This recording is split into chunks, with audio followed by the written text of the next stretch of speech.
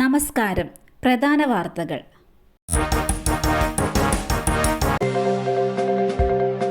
റഹീമിന്റെ മോചനം 1.5 കോടി റിയാൽ വിദേശകാര്യ മന്ത്രാലയത്തിന് കൈമാറി. റിയാദിൽ തടവിൽ കഴിയുന്ന അബ്ദുൾ റഹീമിന്റെ മോചനത്തിനായുള്ള മോചനദ്രവ്യം വിദേശകാര്യ മന്ത്രാലയത്തിന് കൈമാറി. ട്രസ്റ്റിന്റെ അക്കൗണ്ടിൽ നിന്ന് ഉച്ചയോടെ പണം ട്രാൻസ്ഫർ ചെയ്തതായി അബ്ദുൾ റഹീം നിയമസഹായ സമിതി അറിയിച്ചു. റഹീമിന്റെ മോചനത്തിനായുള്ള 1.5 കോടി റിയാൽ ഏകദേശം 34 കോടി രൂപയാണ് കൈമാറിയത്.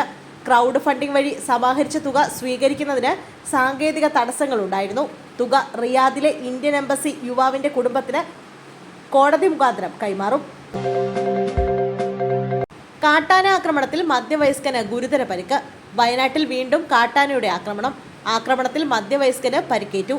സുൽത്താൻ ബത്തേരി കലൂർ മാലങ്കാപ്പ് കാട്ടുനൈക കോളനിയിലെ വാസുവിനാണ് പരിക്കേറ്റത്. വൈകിട്ട് 7 മണിയോടെയായിരുന്നു സംഭവം. വനാതിർത്തിയോട് ചേർന്നുള്ള വഴിയിലൂടെ വീട്ടിലേക്ക് പോകുന്നതിനിടെയാണ് ആക്രമണം. വനത്തിൽ നിന്നും കാട്ടാനകൾ വരുന്നത് തടയാനുള്ള വലിയ കിടങ്ങ് മറികടന്നാണ് കാട്ടാന എത്തിയത്. കാട്ടാന തുമ്പിക്കൈകൊണ്ട് വാസുവിനെ അടിച്ചു വീഴ്ത്തുകയായിരുന്നു. പരിക്കേറ്റ വാസുവിനെ ബത്തേരി താലൂക്ക് ആശുപത്രിയിൽ പ്രവേശിപ്പിച്ചു. ഭർത്താവിനൊപ്പം സ്കൂട്ടറിൽ സഞ്ചരിക്കവേ അപകടം. യുവതിക്ക് ദാരുണാന്ത്യം. ഭർത്താവിനൊപ്പം സഞ്ചരിക്കുകയായിരുന്ന യുവതിക്ക് അപകടത്തിൽ ദാരുണാന്ത്യം. വടകര മണിയൂർ സ്വദേശിനി കരുവഞ്ചേരി തോട്ടത്തിൽ താഴേക്കുനി സെറീനയാണ് മരിച്ചത്. 43 വയസ്സായിരുന്നു. ഭർത്താവ് ബഷീർ നിസ്സാര പരിക്കുകളോടെ രക്ഷപ്പെട്ടു.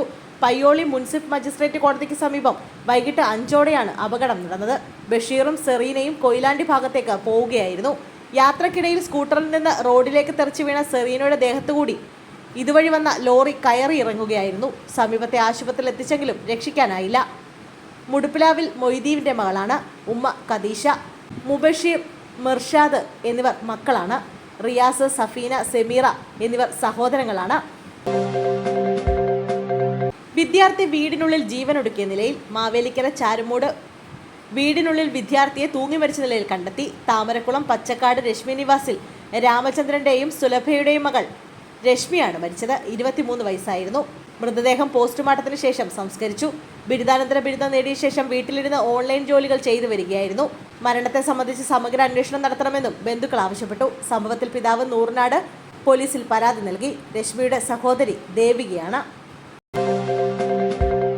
കുളിമുറി ദൃശ്യങ്ങൾ പകർത്തി യുവതിയെ ഭീഷണിപ്പെടുത്തി കൂട്ടബലാത്സംഗം ചെയ്തു. പ്രതി പിടിയിൽ.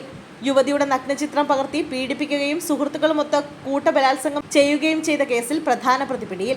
ആദിനാട് സായി കൃപയിൽ രാധാകൃഷ്ണൻ മകൻ ശാൽകൃഷ്ണനാണ് കരുനാഗപ്പള്ളി പോലീസിന്റെ പിടിയിലായത്. നിർധനയായ യുവതിയുടെ കുളിമുറി ദൃശ്യങ്ങൾ പകർത്തുകയും ഈ ദൃശ്യങ്ങൾ പ്രചരിപ്പിക്കുമെന്ന് ഭീഷണിപ്പെടുത്തുകയും ലൈംഗികമായി ചൂഷണം ചെയ്യുകയുമായിരുന്നു. യുവതിയുടെ പരാതിയുടെ അടിസ്ഥാനത്തിൽ കരുനാഗപ്പള്ളി പോലീസ് കേസ് രജിസ്റ്റർ ചെയ്ത് ACP പ്രദീപ് കുമാറിന്റെ നേതൃത്വത്തിൽ പ്രതിയെ പിടികൂടുകയായിരുന്നു. ഒളിവിൽ പോയ 2-3 പ്രതികളെ ഉടൻ പിടികൂടുമെന്ന് കരുനാഗപ്പള്ളി പോലീസ് അറിയിച്ചു. കോടതിയിൽ ഹാജരാക്കിയ പ്രതിയെ റിമാൻഡ് ചെയ്തു. പോലീസ് പിടിയിലായ ശാൽകൃഷ്ണ വധശ്രമം അടക്കമുള്ള കേസുകളിൽ പ്രതിയാണ്.